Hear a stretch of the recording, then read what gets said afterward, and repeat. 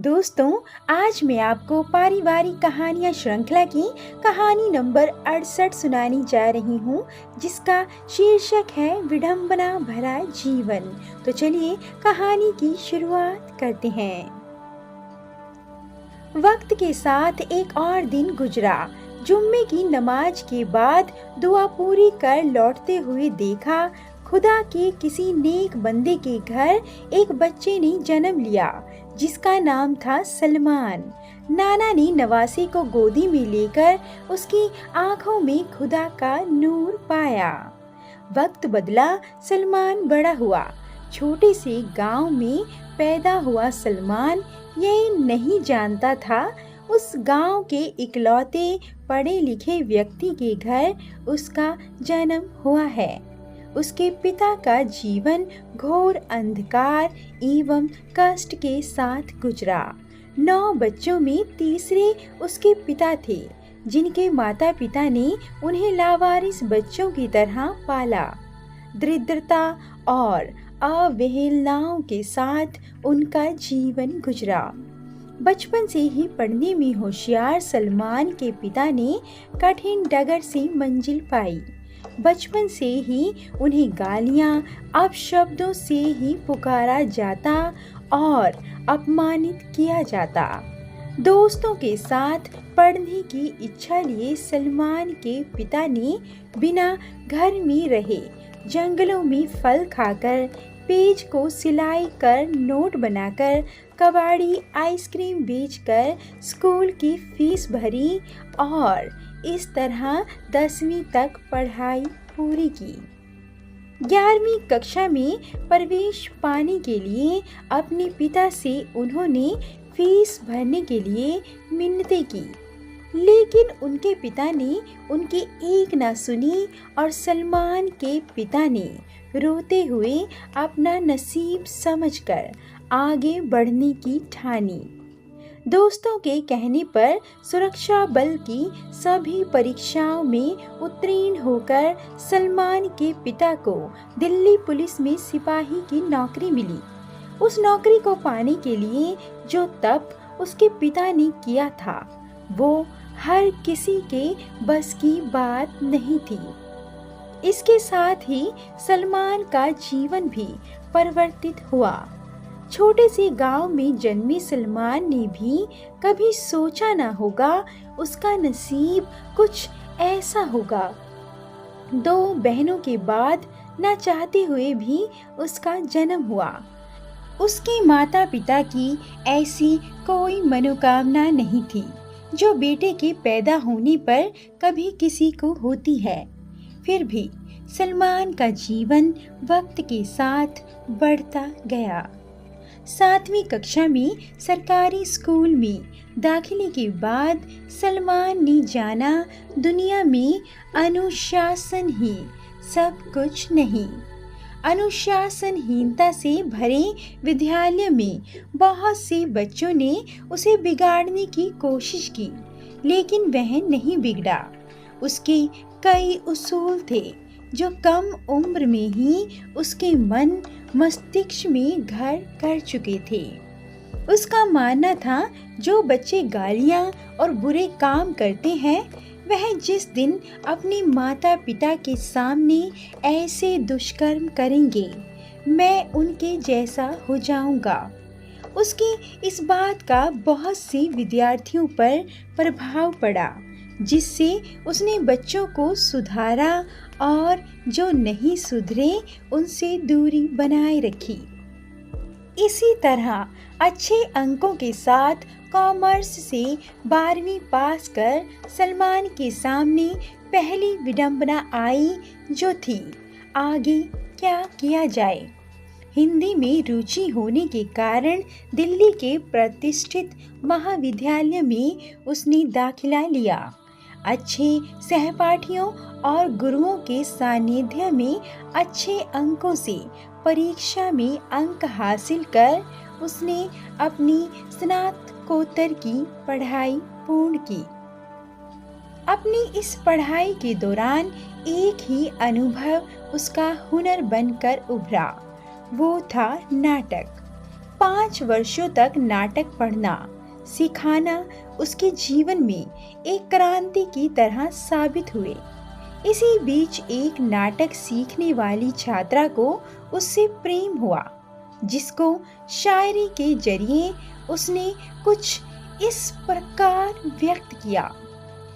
मेरी नजर में रहती है एक ख्वाब सी लड़की, जैसे सांस लेती हुई महताब सी लड़की। मैं उससे फासला ना रखता तो और क्या करता। मैं हवाओं सा पागल, वो एक चिराग सी लड़की। उसके सामने मैं बेजुबान सा हो जाता हूँ, कोई सवाल लिए वो एक जवाब सी लड़की। पिछली 2 रिलेशनशिप के बाद ये तीसरा मामला उसके जीवन में क्रांति लाने वाला है, इस बात का उसे कोई अंदाजा नहीं था। वक्त के साथ उसने उस लड़की के प्रेम को समझकर उस पर पूरा विश्वास जताया, लेकिन वह नहीं जानता था यह विश्वास भी क्षण भर का छल ही होगा। पढ़ाई पूरी करने के बाद सलमान के जीवन से जैसी सब पूरा होने लगा। 4 साल तक चले संबंध को परिवार एवं धर्म के कारण लड़की ने जिस तरह उसके जीवन में बिना कहे प्रवेश किया था, उसी प्रकार बिना कहे निकास भी किया। इस दुख को जताने के और किसी को बताने का उसमें सामर्थ्य नहीं रहा। आखिरी मुलाकात में सिर्फ इन पंक्तियों के साथ उसने उसे अलविदा कहा। चांद तो निकला है, मगर ये रात ना है पहली सी।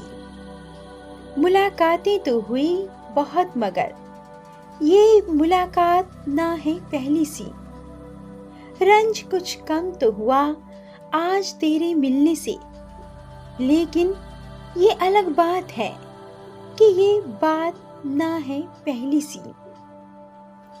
हर शाम की तरह इस शाम भी अपने लूडो में समय गुजारता सलमान छल से जीतकर खुश ना हुआ। ये छल उसके जीवन में कभी नहीं था, उसके जीवन के साथ हुए छल का परिणाम था, जिसके कारण वह खुश नहीं रह पाता था। छल को वह संधि की तरह जीता और उसके विच्छेद से ही आराम पाता। समय ने उसके जीवन को ऐसा बदला जिसके गम को वह छल से जीने का प्रयास करता रहा। उसके अंतर्मन का ठहराव कभी उसे गलत काम करने ना देता।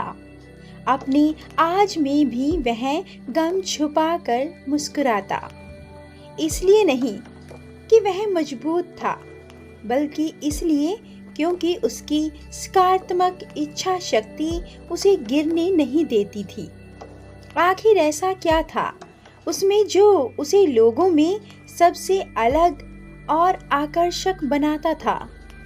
इस प्रश्न का उत्तर वह खुद से भी पूछता था। एक दिन अपने मित्र से चर्चा करते हुए, 2 बार दिल टूटने के बाद भी तू मुस्कुरा रहा है? राजन ने सलमान से पूछा। हाँ भाई, वक्त सबका एक नहीं रहता। आज किसी ने मुझे छोड़ा, कल कोई उसे छोड़ेगा। मुझे उसके जाने का क्या गम। जिस दिन मशहर में मुलाकात होगी, उस दिन बात होगी। सलमान ने मुस्कुराते हुए कहा। बड़ा मजा हो कि मशहर में करें हम शिकवा, वो मिन्नतों से कहें चुप रहो खुदा के लिए। आज के समय में लोग शोहरत कमाने के लिए कुछ भी लिखकर छपा देते हैं, लेकिन सलमान को ना जाने किस बात का डर था। अच्छा शायरी लेखक होने के बाद भी अपना हुनर दुनिया से छुपा कर रखता था। सलमान को शायरी का शौक था, वह कोई प्रतिष्ठित या अनुभवी शायर तो नहीं था, लेकिन अपने दिल की बात शायरी के जरिए निकाल कर अपना मन हल्का करता था। दोस्तों ने तो कहा था, अपनी पुस्तक लिख, लेकिन वह नहीं माना, क्योंकि वो अपने गमों की नुमाइश दुनिया के सामने नहीं करना चाहता था। 1500 से अधिक शायरी लिखकर न जाने कहाँ खो देता था।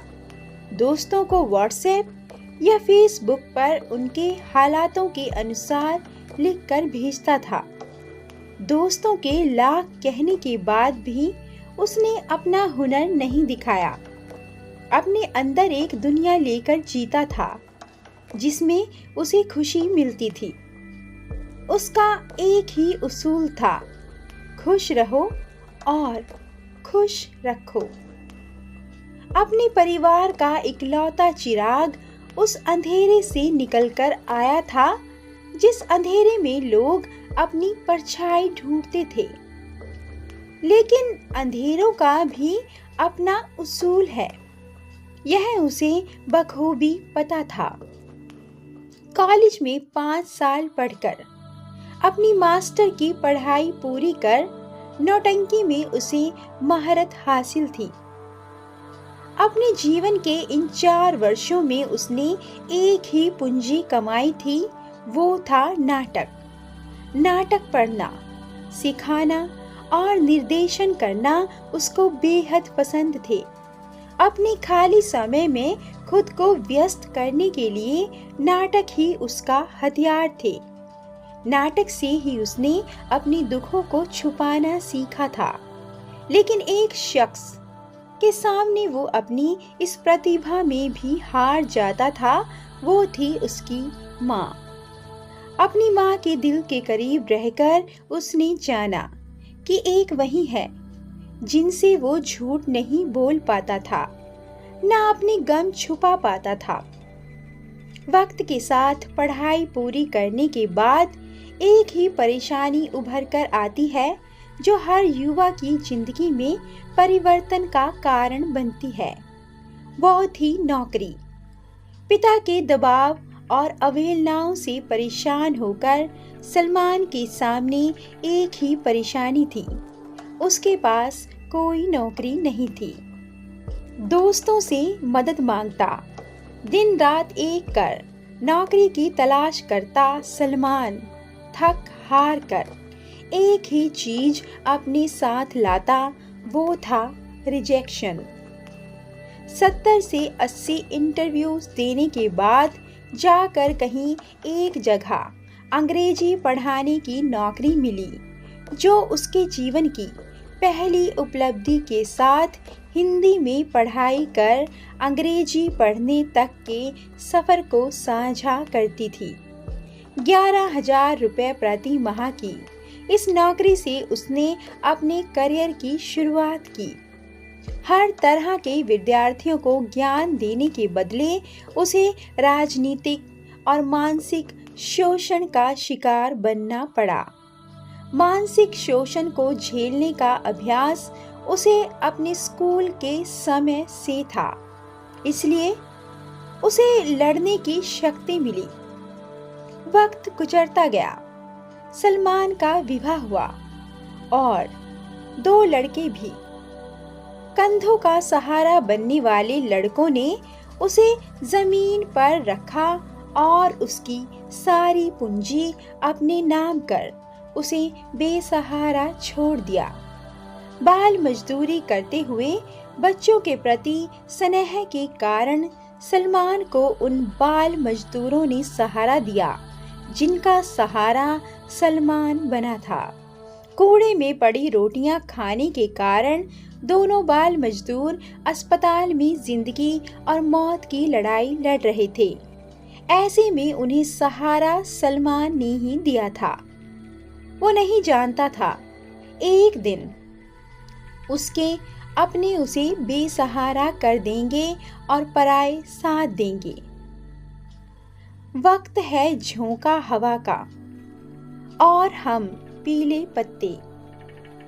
ना जाने अगले लम्हे तुम कहाँ और हम कहाँ। इसी विडंबना भरे जीवन का अंत जुम्मे की नमाज के साथ ला इलाहा इल्लल्लाह कहते हुए समाप्त हुआ। दोस्तों, आपको कहानी कैसी लगी कमेंट करके ज़रूर बताएं और ऐसी अधिक कहानियों के लिए कृपया वीडियो को लाइक, शेयर और चैनल को सब्सक्राइब करना ना भूलें। धन्यवाद।